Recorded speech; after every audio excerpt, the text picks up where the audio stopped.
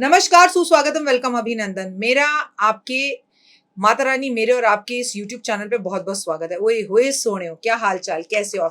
सावन का पावन महीना चल रहा हो, भोले की बात चल रही हो और शंकर भगवान की प्रिय वस्तुओं के बारे में मैं आपके साथ कोई डिस्कशन ना करूँ, ओए होए, ये तो हो नहीं सकता। आज मैं अपनी इस छोटी-सी वीडियो में बताऊँगी कि शंकर भगवान को क्या पसंद है, हम कैसे भोले को जो है खुश कर सकते हैं।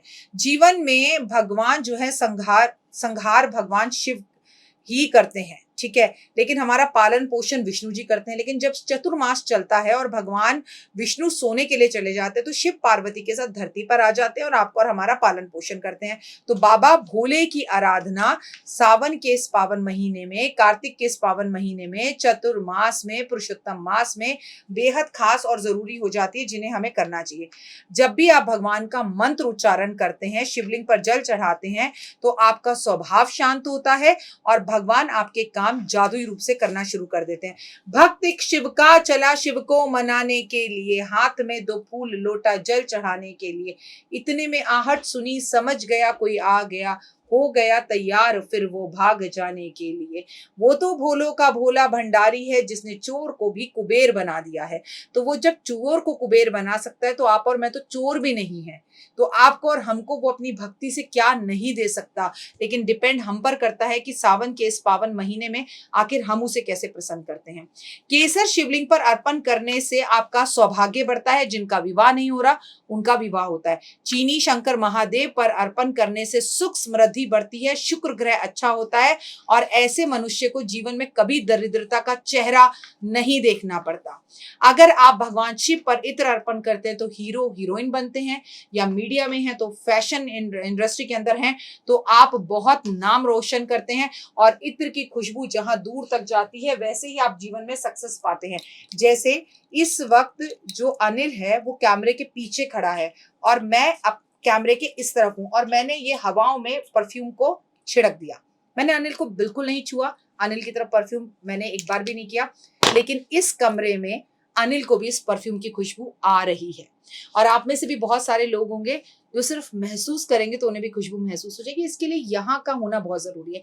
तो जब आप भगवान शंकर पर इत्र, परफ्यूम या खुशबू की कोई भी चीज़ छिड़कते हैं, तो पूरी दुनिया में दूर-दूर तक आपका नाम रोशन होता है और आप महकते हैं। दूध, शंकर भगवान पर दूध अर्पण करने से आपका स्वास्थ्य अच्छा होता है और पितृदोष खत्म होता है। दही शंकर भगवान पर अर्पण करने से आपको मैं बता दूं कि जीवन में आने वाली परेशानियां स्वतः ही अपने आप ही जादुई रूप से दूर हो जाती हैं।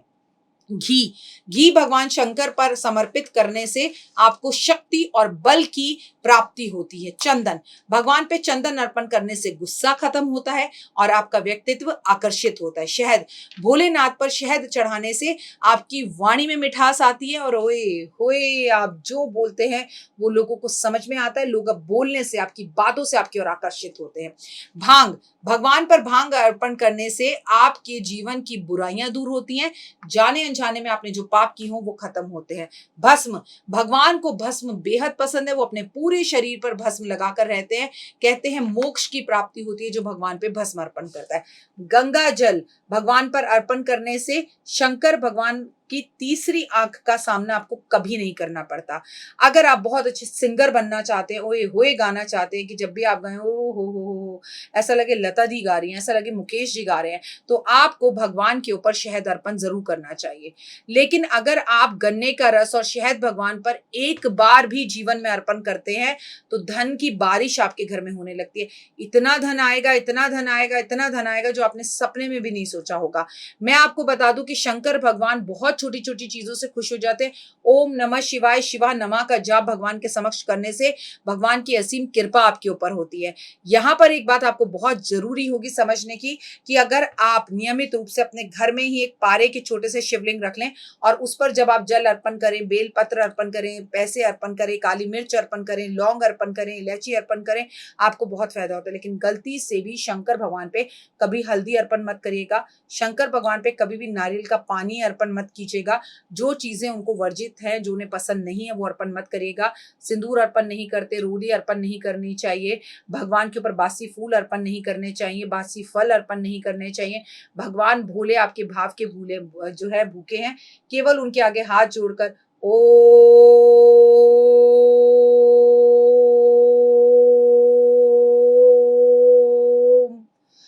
जितना ऊंचा ओम आप खींच सकते हैं उतना ऊंचा ओम खींचिए, इससे वो बेहद खुश होते हैं। और हमें सावन के इस 2 महीने में एक बार तो रुद्राभिषेक अपने घर में या मंदिर जाकर सामाजिक तौर पर जरूर करवाना चाहिए। इससे हमें बहुत अथार लाभ होता है और भगवान की असीम कृपा होती है। सावन पर खुद पे संयम रखें, नॉनवेज ना खाएं, ड्रिंक्स ना करें, बहुत बड़ी बड़ी चीजें नहीं कर पा रहे हैं, किसी का दिल ना दुखाएं, किसी को धोखा ना दें। यात्रा पर जा रहे हैं आप तो अपने घर से दवाइयां मेडिसिन सब लेकर जाएं। पहले जमाने में लोग जब चार धाम की यात्रा पर जाते थे ना, तो घर वालों का कर्जा वर्जा उतार कर और बेटी की शादी वादी कर कर जाते थे। आपको पता है क्यों? क्योंकि वो ऐसा सोचते थे कि अब हम चार धाम की यात्रा पर जा रहे हैं और दुनिया में चार धाम की यात्रा सबसे मुश्किल यात्रा है, शायद अब हम घर वापस लौट कर नहीं आएंगे। तो वो अपने सारे काम कर कर जाते थे कि पता नहीं वापस आना हो या ना हो। ये कप मैंने आपको इसलिए दिखाया क्योंकि इसमें मैं ग्रीन टी पीने जा रही हूँ। सुबह से शूट चल रहा है और अभी लंबा चलेगा। ये खूबसूरत से प्यारे से कप आपने मेरे जन्मदिन पर मुझे भेजे थे। देखिए, आप ऐसा नहीं आप सोचे कि मैं आपके दिए हुए तोहफों का प्रयोग नहीं करती। इसमें ये तो वैसे मुझे बहुत पसंद है। अब इसमें शीशा है, चाय भी पीते रहो और अपना चेहरा भी देखते रहो। तो आपकी दी हुई हर चीज मैं प्रयोग करती हूँ। ये चुन्नी जो मैंने पहनी हुई है, ये जो सूट मैंने पहना हुआ है, ये सब पिछले सावन पर आप लोगों ने मुझे तोहफे के रूप में भेजा है। दिल से आभार और शुक्रिया आपका। फिलहाल मुझे दीजिए इजाजत। नमस्कार, जय माता।